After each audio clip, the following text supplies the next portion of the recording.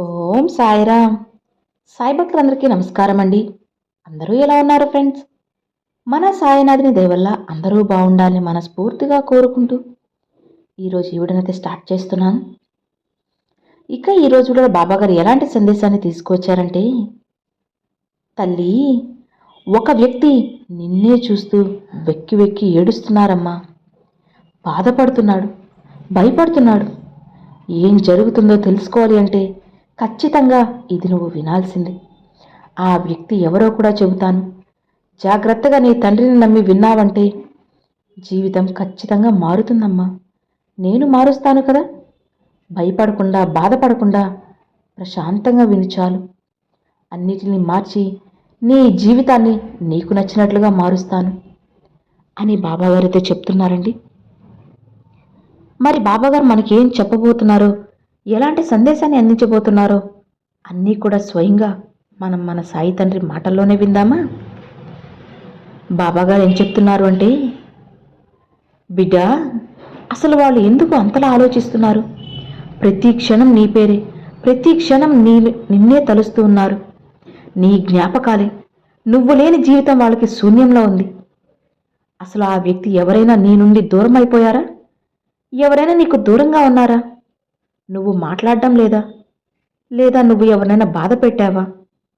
చెప్పమ్మా. అసలు ఎవరు నీ జీవితంలో అలాంటి ఒక వ్యక్తి ఉన్నారు? అస్తమానం పదే పదే తలుచుకునేంతగా, పలకరించుకునేంత ఎవరు వారు? ఖచ్చితంగా తెలుసుకోవాలమ్మా. లేదంటే నువ్వు అదే ఆలోచనలతో ఉండిపోతావు.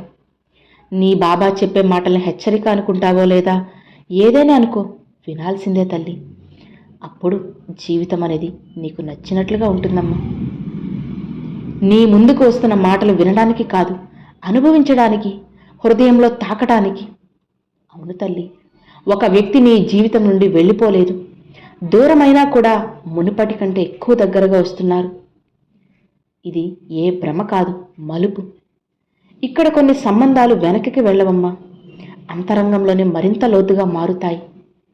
ఒక ప్రత్యేక వ్యక్తి ఇప్పుడు ఆ స్థితికి చేరుకున్నారు. నిన్ను మళ్ళీ కోల్పోయే ప్రమాదం, తీసుకోలేని స్థితికి. బహుశా అతను ముందు నిన్ను తేలిగ్గా తీసుకుని ఉండొచ్చు, లేదా అతను లేదా ఆమె ఇక్కడ పరిస్థితులకి వాళ్ళు కాస్త నీకు దూరమై ఉండొచ్చు. కొన్ని కారణాలు చూపించుండొచ్చు, అంటే పరిస్థితుల్ని కారణంగా చూపించి నీకు దూరంగా ఉండొచ్చు. అహంకారం లేదా భయం అతన్ని వెనక్కి లాగుండొచ్చు. కానీ ఇప్పుడు వాళ్ళ లోపల ఏదో పగిలిపోయింది, కుప్ప కూలిపోయింది. ఎందుకంటే ఇప్పుడు అతనికి సత్యం కనిపిస్తుంది. నువ్వు అతని అలవాటు కాదు, అతని స్థిరత్వం. నువ్వు అతని నేల, దాని మీద నిలబడి అతను తనని తాను సురక్షితంగా భావించేది. ఒక వ్యక్తి నీ గురించి మళ్ళీ మళ్ళీ ఆలోచించడం మొదలు పెడితే, నీ శక్తిని అనుభవించడం మొదలు పెడితే, నువ్వు వెళ్ళిపోతే తనని తాను కోల్పోతాననే భయం అతన్ని వెంటాడితే, అక్కడ ఒక బంధం మిగలదు, భయం మొదలవుతుంది. ఇప్పుడు అతనికి ఇతరులు ఏమనుకుంటున్నారు అనేది పట్టించుకోవడం లేదు. భవిష్యత్ ఎంత అనిశ్చితమైన మార్గం, ఎంత కష్టమైనా అతనికి స్పష్టంగా ఉంది. నువ్వు లేకుండా అతని జీవితం అసంపూర్ణం. అందుకే నువ్వు హఠాత్తుగా అతని ఉనికిని మరింత ఎక్కువగా అనుభవిస్తున్నావు. అతని జ్ఞాపకాలని పైకి వస్తున్నాయి, పదే పదే కలవర పెడుతున్నాయి. నిన్ను కూడా హృదయంలో ఒక వింత ఘోష పడుతుంది. అతను నిన్ను వదిలేడు. ఎందుకంటే ఒక వ్యక్తి తాను ఏమి కోల్పోయే ప్రమాదం తీసుకున్నాడో అర్థం చేసుకున్నప్పుడే అదే తప్పు మళ్ళీ చేయడు. ఇది నియంత్రణ కాదు, భయంతో పుట్టిన ప్రేమ కథ కూడా కాదు. ఇది ఆ వ్యక్తి కథ. చివరికి అర్థం చేసుకున్నాడు, కొన్ని సంబంధాలు కోల్పోవడానికి కాదు, వాటిని మనం కాపాడుకుంటేనే మనతో ఉంటాయి, రక్షించుకుంటేనే ఉంటాయి. చిన్నతనం చేసిన, నిర్లక్ష్యం చేసిన, చిన్న చూపు చూపించినా ఆ బంధాలు కుప్పకూలిపోతాయని అర్థమైపోయింది. నిన్ను కోల్పోవడానికి కాదు, కాపాడుకోవడానికని అర్థమైంది. నువ్వు ఒకప్పుడు అనుకున్నావు అతను నిన్ను వదిలేయగలడు అని, కానీ ఇప్పుడే నిన్ను కోల్పోవడానికి అతనే అత్యధికంగా భయపడుతున్నాడు. బయట నుండి ఎంత శాంతంగా కనిపించినా లోపల అస్థిరత జరుగుతోంది. బహుశా సమయానికి నీ విలువను అర్థం చేసుకోలేదు. నీ మౌనం వచ్చినప్పుడు నువ్వు కేవలం నీ ఉనికి మాత్రమే కాదని, నువ్వు అతని భావోద్వేగ ఆధారమని అతనికి తెలిసింది. నువ్వు లేని జీవితం వ్యర్థమని తెలిసిపోయింది. నువ్వు లేకున్నా ఊపిరి కూడా తీసుకోలేనని అనుకుంటున్నారు. హఠాత్తుగా వెనక్కి తప్పుకున్నావంటే మౌనాన్ని పాటించావు. ప్రశ్నలు అడగడం మానేశావు. అసలు ఇలా ఎందుకు చేస్తున్నావు, ఏం చేస్తున్నావు, ఇలాంటివి అన్నీ కూడా అడగడం లేదు. మౌనాన్ని ఆశ్రయించావు. ఇక అది వాళ్ళు అసలు ఏమాత్రం కూడా తట్టుకోలేకపోతున్నారమ్మా. అవును, ప్రతిరోజు కూడా లోపల నుండి బలహీనపరుస్తున్నాడు. తాను నువ్వు లేకుండా బాగుండలేనని అనుకుంటున్నాడు. ఇంతకుముందు నువ్వు లేకపోయినా అంతా బాగుంటుందిలే, నేను ఉండగలనులే అని తన్ని తాను ఒప్పించుకున్నాడు. ఇప్పుడు ఆ అబద్ధం లోపల నిలబడ్డం లేదు, కూలిపోయింది. ఆ వ్యక్తి తన భావోద్వేగ సమతుల్యం మరొకరి ఉనికితో ముడిపడి ఉందని తెలిస్తే ఆ బంధాన్ని వదిలేసే ధైర్యం ఎవ్వరికీ రాదు. ప్రతిరోజు కూడా ఆ భయం అతన్ని వెంటాడుతుంది. నువ్వు పూర్తిగా దూరమైపోతే తన్ను తాను గుర్తుపట్టలేకపోతానని, నీ శక్తి ఇప్పుడు అతనికి ఒక కళ్ళెంలా మారిందని, బయటికి రాకపోయినా లోపల నిన్ను పట్టుకొని ఉన్నాడు. నిన్ను కోల్పోవడం కేవలం సంబంధం కోల్పోవడం కాదు, తన అస్థిరత్వం కోల్పోవడం అని అర్థమైంది. ఇప్పుడు అతను ఆ క్షణాలను మళ్ళీ జీవిస్తున్నాడు. నిన్ను తేలికగా తీసుకున్న క్షణాలను ప్రతి జ్ఞాపకం లోపల అపరాధ భావమని తెచ్చిపెడుతుంది. ఈ అపరాధ భావన అతన్ని దూరం చేయడం లేదు, నీ వైపు ఆకర్షిస్తుంది. ఇప్పుడు తన భయాన్ని సమర్థించుకోవడం మానేశాడు, స్వీకరిస్తున్నాడు. నీకు తన్ని అవసరమని అంగీకరించడం అతనికి సులభం కాదు. కానీ ఇక ఇప్పుడు దాని నుండి పారిపోవడం లేదు. ఇలా స్వీకరించడమే, నువ్వు తనకు అవసరమని అంగీకరించడం అతనికి సులభం కాదు. కానీ ఇప్పుడు దాని నుండి పారిపోవడం లేదు. ఈ స్వీకార భావనే అతన్ని మారుస్తుంది. ఒక వ్యక్తి ఎవరినైనా కోల్పోవడం భయంతో కాకుండా కోల్పోయే సత్యంతో భయపడితే అప్పుడు అతను ఏ స్థితిలోనైనా వారిని పట్టుకుంటాడు. అందుకే ఇక అతను నిన్ను వదిలేయడు. అర్థం చేసుకున్నాడు. కొన్ని సంబంధాల్లో సమయం కాదు, ఇక్కడ ఎంతో తలరాత కూడా పనిచేస్తుంది. ఆ స్థానంలో ఇంకొకరిని ఊహించలేకపోతున్నాడు. నీ స్థానంలో ఇంకొకరిని ఊహించలేకపోతున్నారు. ముందుకు వెళ్ళే ప్రయత్నం చేసినప్పుడల్లా మళ్ళీ అతని హృదయం నీ దగ్గరికే వస్తుంది. తన ప్రవర్తనని చూస్తున్నాడు. ఎక్కడ నిన్ను అసురక్షితంగా భావింపజేస్తాడో అని అర్థం చేసుకుంటున్నాడు. ఎక్కడ నిన్ను బాధ పెట్టాడో, ఎక్కడ నీ మనసు గాయపరిచాడో, ఎక్కడ నిన్ను చిన్న చూపు చూశారో, నిన్ను అశ్రద్ధ చేశారో అన్నీ చూడగలుగుతున్నాడు.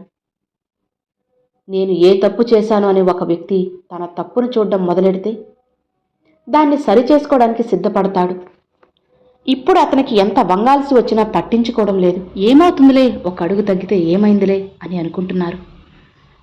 వాళ్ళు నీకు దగ్గరవ్వాలని ఎంతో ఆశపడుతున్నారు. అవును, ఆలస్యమైతే పరిస్థితులు ఎటు వెళ్తాయో అని తలుచుకుంటే వాళ్ళ గుండెల్లో జల్లుమంటుంది.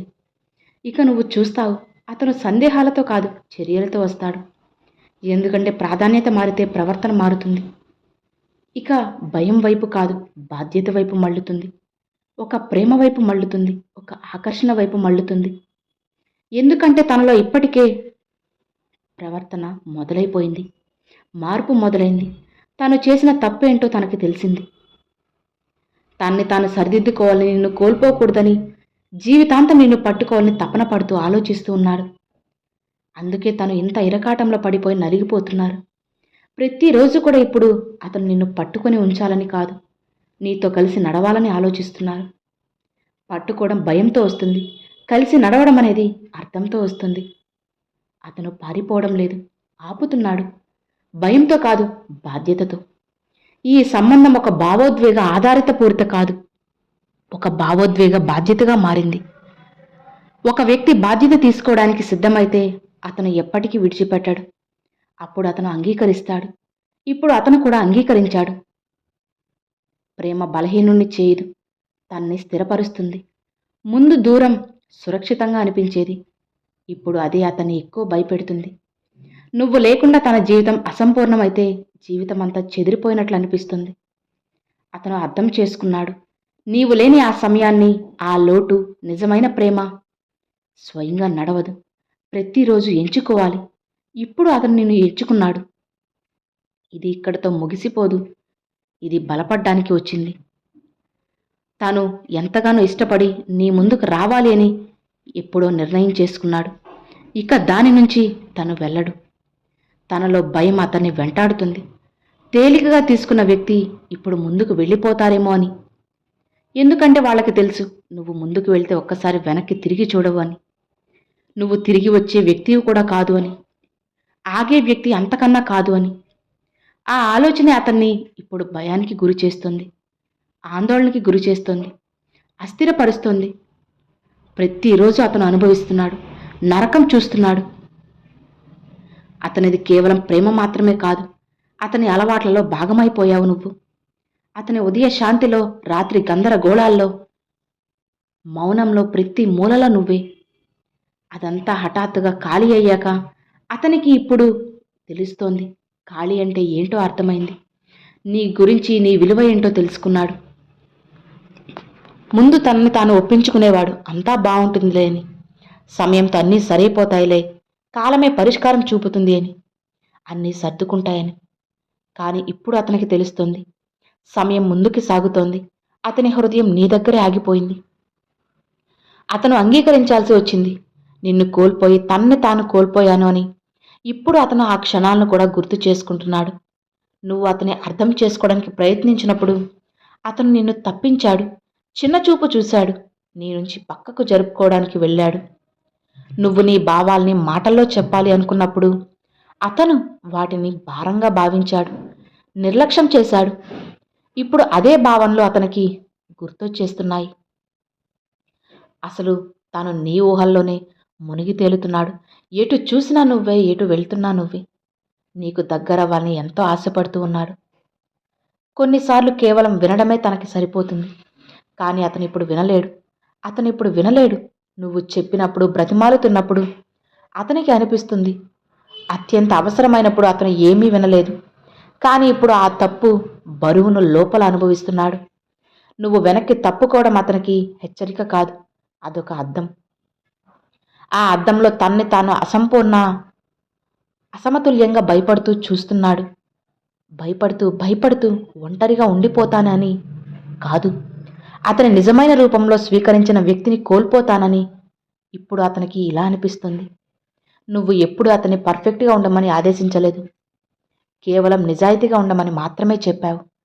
నువ్వు కోరింది అతను ఆగి విని సాధించాలని. కానీ అతను ప్రతిసారి పారిపోవటాన్ని సులభమైన మార్గంగా ఎంచుకున్నాడు. ఇప్పుడు పారిపోయే చోటు మిగలలేదు. ఎందుకంటే లోపల విరిగిపోతే బయటి ప్రపంచం సహాయం చేయదు. ఇప్పుడు అతను అదే విరిగిపోవడంలో ఉన్నాడు. ప్రతి చోట నీ లోటు కనిపిస్తుంది. ముందు నిన్ను అనవసరంగా భావించిన విషయాల్లో కూడా ఇప్పుడు ఈ భయం వచ్చింది. ఇప్పటికీ ఏమీ చేయలేకపోతే ఈ దూరం శాశ్వతం అవుతుందేమో అని భయపడుతున్నాడు. అతనికి తెలుసు నువ్వు భారం కాదు, తన్ని అర్థం చేసుకునేలా చేసే వ్యక్తివి అని. నువ్వు ఒక్కసారి వదిలేస్తే పూర్తిగా వదిలేస్తావు అని. అదే ఆలోచన అతని లోపల భయపెట్టేస్తుంది. ఇప్పుడు అతను అంగీకరిస్తున్నాడు. నీ ఉనికి అతనికి జీవితంలో భావోద్వేగంగా ఉండాలి. నీ మౌనం వెనక దాగిన అలసట, నీ మాటల్లో దాగిన ఆశ, కళ్ళల్లో దాగిన భయం ఇప్పుడు అతనికి అర్థమవుతున్నాయి. నువ్వు ఎందుకు అప్పుడు అంతలా అల్లాడిపోయావో అని. నువ్వు ఎంత సహనం చూపించావో చెప్పకుండానే ఇప్పుడు అతను తనలో తాను ఈ ప్రశ్న వేసుకుంటున్నాడు. నిన్ను కోల్పోతే తన నిజాయితీని ఎవరి ముందు ఉంచగలడు? ఎవరితో భయం లేకుండా బలహీనుడిగా ఉండగలడు? అతనికి తెలిసింది. ప్రపంచంలో చాలా తక్కువ మంది ఉంటారు అర్థం చేసుకునేవాళ్ళు. వాళ్ళని నేను పోగొట్టుకున్నాను అని తను చాలా ఇబ్బంది పడుతూ ఉన్నాడు. తను తెలుసో తెలియకో చేసిన తప్పులన్నీ కూడా తెలుసుకొని ఇకపై ఎప్పుడు కూడా అలా ఉండకూడదు, వాళ్ళని బాధ పెట్టకూడదు అని చెప్పి నీ గురించి తెలుసుకొని నీ దగ్గరికి రావాలని ఆరాటపడిపోతూ ఉన్నారు. మరి వాళ్ళని నీ దగ్గరికి రానిస్తే జీవితం ఇంకా బ్రహ్మాండంగా ఉంటుంది. ఒక్కసారి నీ బాబా చెప్పే మాటలు అర్థమవుతున్నాయి కదా? కాస్త మనస్ఫూర్తిగా విన్నావంటే ఖచ్చితంగా నీ జీవితం నీ సొంతం అవుతుంది. నీ బాబా నీకు దగ్గర చేస్తాను, అన్నీ కూడా నీకు చేరువ చేస్తాను. ఇక భయపడకు, బాధపడకు, ప్రశాంతంగా ఉండు అని బాబాగారైతే చెప్తున్నారండి. సో విన్నారు కదండి, ఈరోజు బాబాగారు పంపించిన ఈ మంచి సందేశం మీ అందరికి నచ్చింది అని అనుకుంటున్నాను. నచ్చితే ఒక చిన్న లైక్ చేయండి, మరికొంతమంది సాయి భక్తులకు షేర్ చేయండి. ఫస్ట్గా మన ఛానల్ చూసేవాళ్ళు సబ్స్క్రైబ్ చేసి సపోర్ట్ చేయండి ఫ్రెండ్స్. Thanks for watching. ఓం సాయిరామ్.